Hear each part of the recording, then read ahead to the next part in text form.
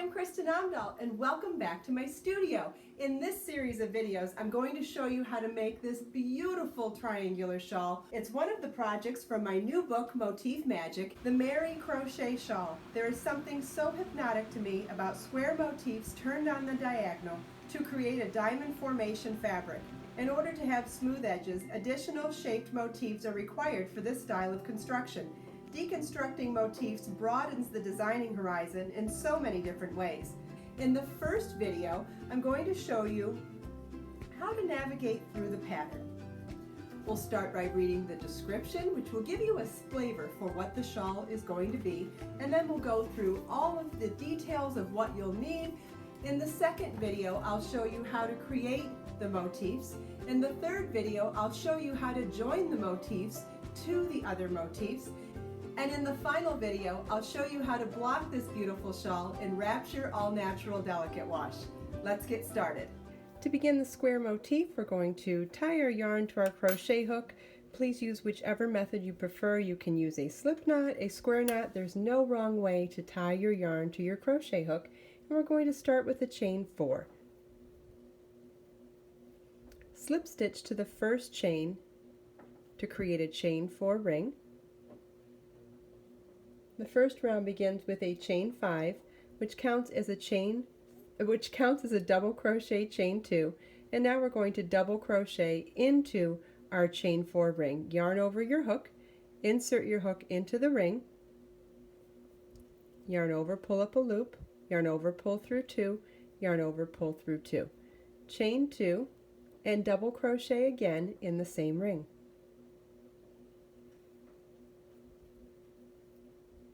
Chain 2 and double crochet again in the ring.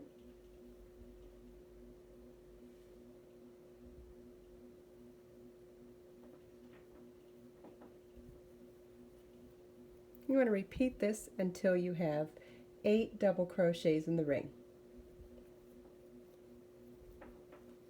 Okay, we chain 2, and we're going to slip stitch to the third chain of the chain 5 at the beginning of the round to join. You should have 8 double crochets and 8 chain 2 spaces. Round 2 begins with a chain 3, which counts as a double crochet, and we're going to work 3 double crochets in the next chain 2 space.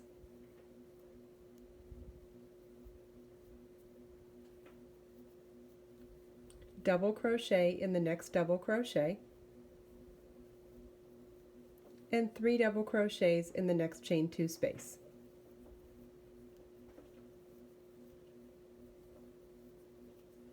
And you want to repeat this all the way around. At the end of round 2, you want to slip stitch to the top of the chain 3 at the beginning of the round to join. Round 3 begins with a chain 1 and single crochet into the first stitch. Single crochet is insert your hook in the stitch, yarn over, pull up a loop, yarn over, pull through 2. Going to chain 5, skip the next 3 stitches and single crochet in the next. Chain 5, skip 3 stitches and single crochet in the next, chain 5. You want to repeat this all the way around for round 3. After the last repeat on round 3, we're going to slip stitch to the first single crochet at the beginning of the round to join. This is what the end of round 3 should look like. Round 4 begins with a chain 1 and single crochet into the first single crochet.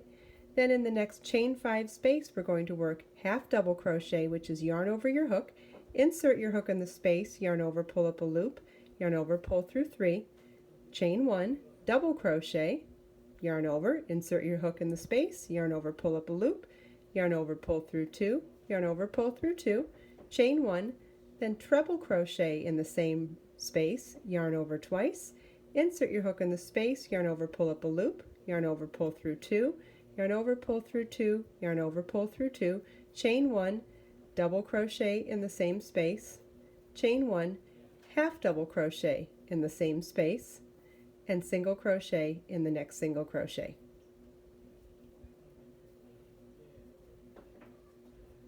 And we're going to repeat this around. I'll show you one more repeat.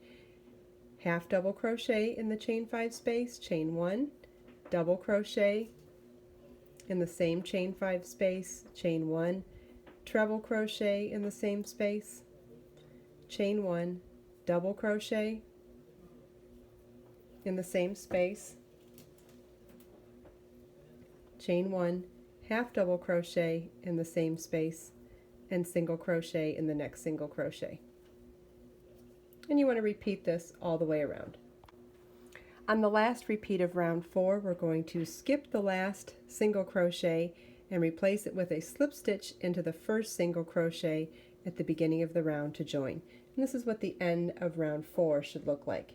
Round 5 begins with a chain 1 and single crochet in the same single crochet, chain 2, double crochet into the first chain 1 space, chain 1, double crochet in the next chain 1 space, chain 1. In the next treble crochet, we're going to work 2 double crochets, chain 3, 2 double crochets.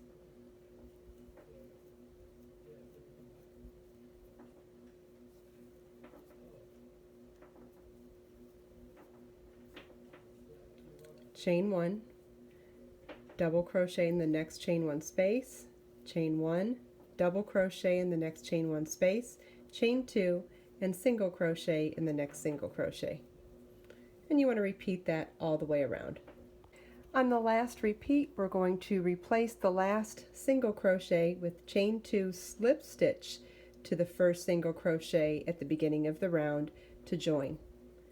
The beginning of our final round begins with a chain 4 and a 2 treble cluster in that same stitch. So yarn over twice, insert your hook in the same stitch, yarn over, pull up a loop, yarn over, pull through 2, yarn over, pull through 2, yarn over twice, insert your hook in the same stitch, yarn over, pull up a loop, yarn over, pull through 2, yarn over, pull through 2, yarn over, pull through all 3 loops on your hook, chain 5,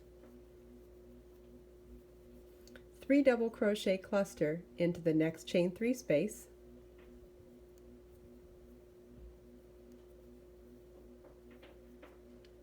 and now we're ready to begin joining the square motif to 2 sides of the triangular motifs.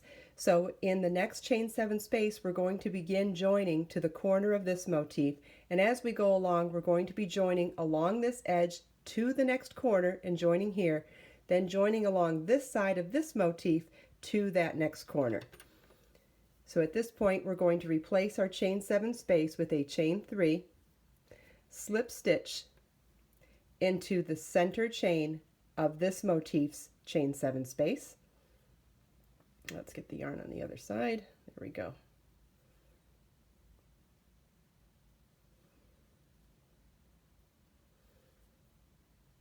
Chain 3, and then back into our working motif, we're going to work a 3 double crochet cluster into that same chain 3 space.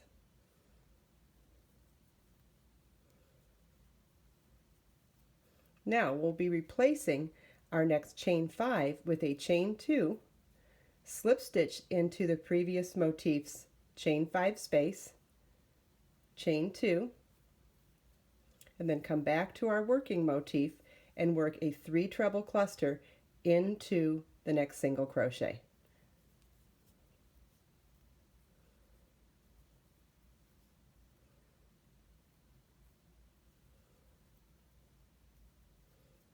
And I'm going to set my work down now so you can see what we've done. Okay, so we replaced our chain 7 space here with a chain 3 slip stitch chain 3, and we replaced this chain 5 space with a chain 2 slip stitch chain 2. We're going to repeat that in this chain 5 space next. I'll try to keep this laying flat as much as possible so you can see what we're doing. Chain 2, slip stitch into the next chain 5 space on the other motif, chain 2, single crochet in the next chain 3 space, chain 2, slip stitch into the next chain 5 space on the other motif, chain 2. In our working motif, we'll now work 3 treble cluster in the next single crochet,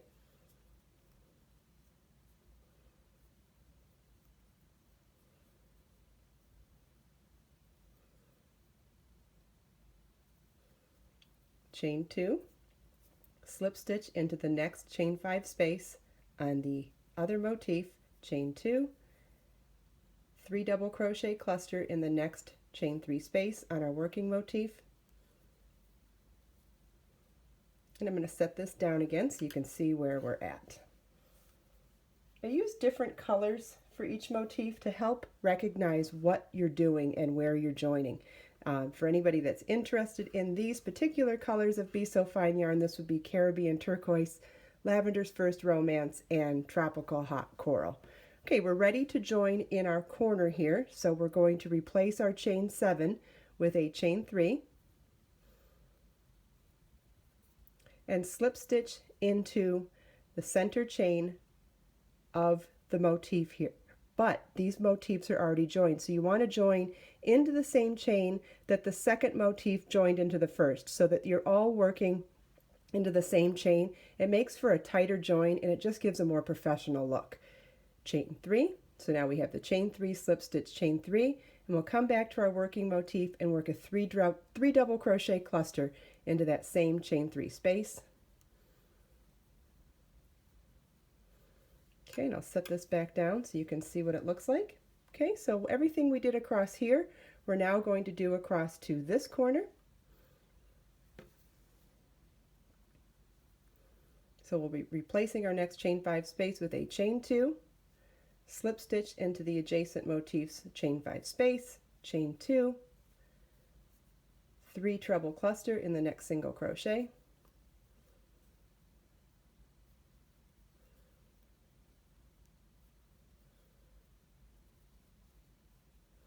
chain 2, slip stitch into the next chain 5 space on the adjacent motif, chain 2, single crochet in the next chain 3 space on our working motif, chain 2, slip stitch into the next chain 5 space on the adjacent motif, chain 2, 3 treble cluster in the next single crochet,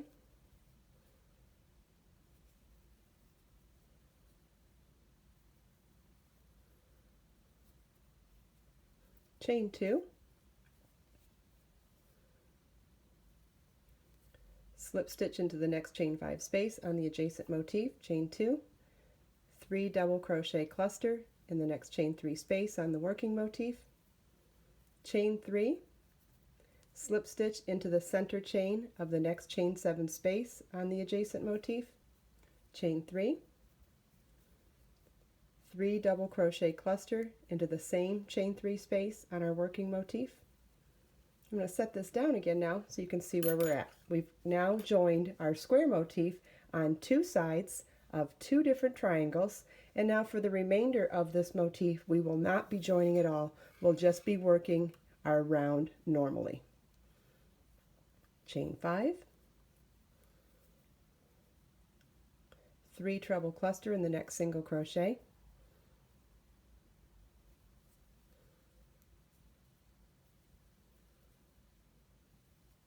chain 5, single crochet in the next chain 3 space, chain 5, 3 treble cluster in the next single crochet,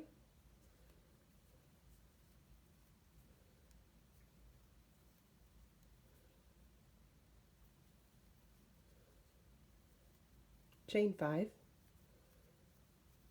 3 double crochet cluster in the next chain 3 space,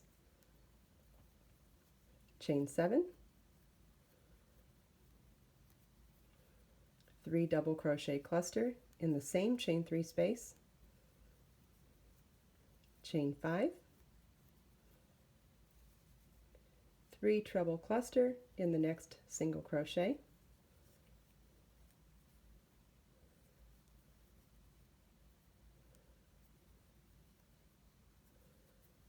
chain 5, single crochet in the next chain 3 space, chain 5, and slip stitch to the top of the first treble cluster at the beginning of the round to join. I'll set this down again so you can see what this is supposed to look like.